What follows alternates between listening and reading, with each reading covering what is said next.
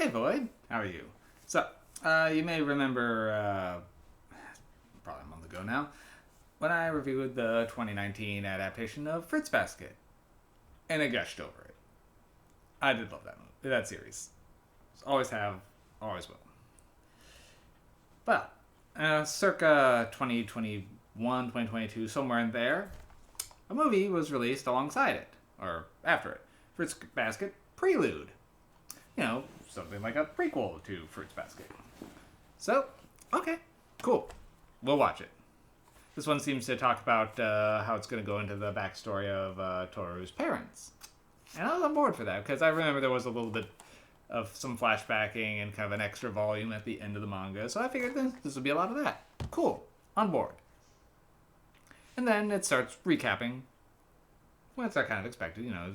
Okay, so it picks up at the end of the series, it's kind of recapping. And it keeps recapping, and it keeps going, and it keeps going.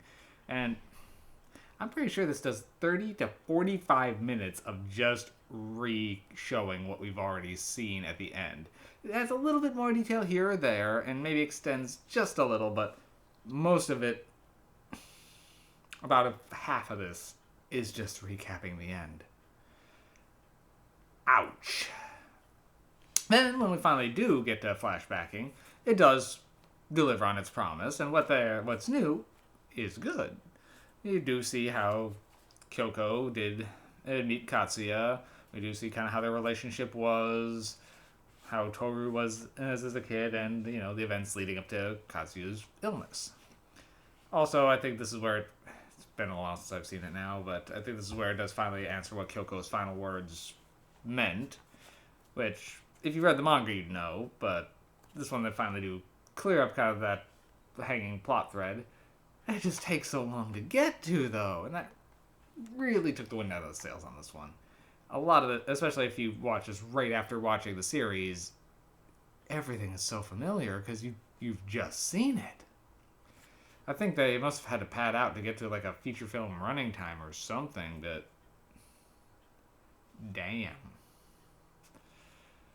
I mean, actually seeing Katsuya is cool. You actually see her father, because he's like dead at the beginning of the series, so, you know, seeing what he was like is nice. As well as seeing how Kyoko goes from being the bad girl to, well, the obsessive mother that she becomes. You see a lot of her home life, and pretty much how she got out of the thug life.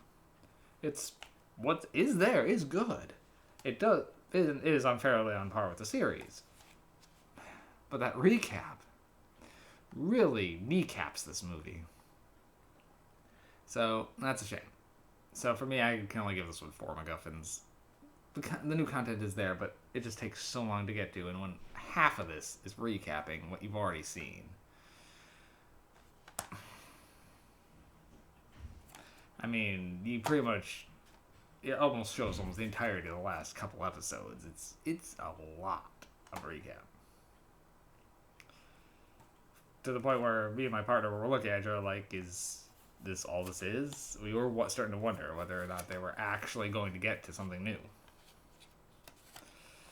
But it finally did. So, Fruits Basket Prelude. If you get your hand on the fast forward button, this is great. But sitting through it. I mean, if you wait a while before watching it and then need that recap, sure, cool, okay. But it shouldn't need that much recap, really. Alright, this is going to be a short one. That's pretty much all I got on this one. Unfortunately, I can only give it 4 MacGuffins because of that. But it is what it is. See you soon, Void.